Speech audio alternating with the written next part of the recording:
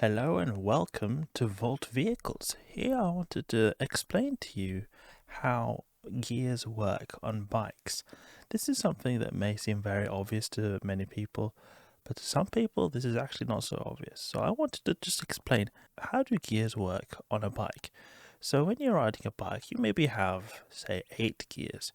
When you go into higher gear, such as the 6th gear, 7th gear, 8th gear, the higher it is, the harder it is to pedal, but you also tend to go quite fast as well. I wanted to demonstrate what I mean by this here in this program here, gear generator. So if you think of it like this, these are the pedals. This is the pedal gear, and this is the gear that's attached to the bike rear wheel. So the pedals are here, the rear wheel is here. Okay, think of it like that. And we can start it off with a little bit of a larger cog here for demonstration purposes. So we'll start the rotation here. And you can think of it like this. The smaller this gear that's attached to the wheel, the sort of quote unquote higher the gear is that you are in your bike. That's because one rotation here will give more rotations of this one the smaller this is. So we can see this here in the RPM. So we see here the there are like revolutions per minute is 10. That's how like fast it's rotating. So it's going to be constantly 10 there. But look how fast this is rotating. The smaller we make this, see, the smaller we make this, the faster it is rotating. And they'll end up being super fast when it's very small compared to how it was before. We can see the RPM is 32. Now if we increase this, the RPM is slower. Now you can think about this. The smaller the back cog here is, the quote-unquote higher gear we've got here. So say you go, this is like maybe 8th gear. This is maybe 6th gear. This is maybe 4th gear. This is maybe 2nd gear. This could be maybe 1st gear or something like that. You see it goes a lot slower. So that's how gears work. Basically, the smaller this cog here is, the more rotations you get each time you turn your pedals.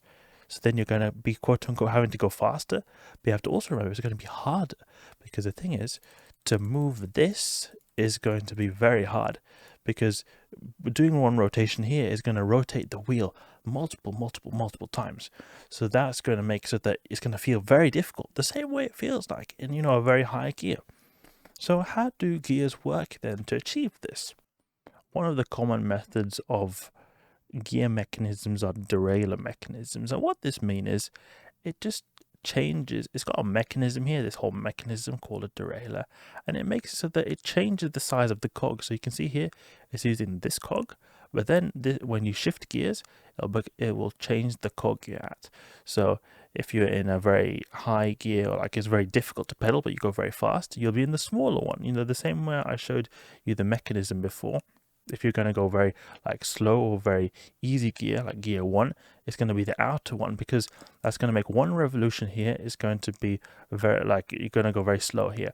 If you're going to have a very high gear, you're going to small one, then one revolution here is going to turn this wheel many times. So this derailleur mechanism, what it does, it just changes the cog you're using to alter the gears. Another mechanism you've maybe heard are internal gear hubs. These are these hubs here, and they've got quite a complex mechanism, because we can see here, which I do not fully understand myself, but you can think of it like this. When you alter the gears here, it alters the cogs inside so that it changes the amount of revolutions one of these revolutions of the pedals gives, in the same way as we discussed before. So it sort of alters the inside cogs so that they are easier or harder to pedal, but also give a faster spin of the back wheel. Some gears also have something called a front derailleur, and this makes it so you can change the size of the cogs in the front gears, the ones near the pedals. And this is another way to further increase the range of gears you have. And it can be quite confusing, because this works in the opposite way as the previous gears that we were discussing, because the previous gears we were discussing were all the ones attached to the rear wheel. You see here, these are in the rear wheel, these here are in the rear wheel, these here are in the pedals. So the bigger the cog here is, the higher the gear is. Why is this the case? I'll show you. We're here back to this gear simulator right here. We saw that the one in the wheel The smaller it is, the faster it will spin. The harder it will also be to pedal. So you can see here, the bigger it is, the easier it's going to be to pedal, but the slower it will go. So the lower gear. The smaller it is, the higher gear, the faster we go.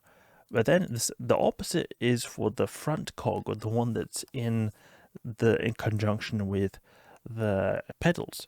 Because the bigger this is, the higher gear we have. Because you'll see this is going to spin faster now that we have this bigger.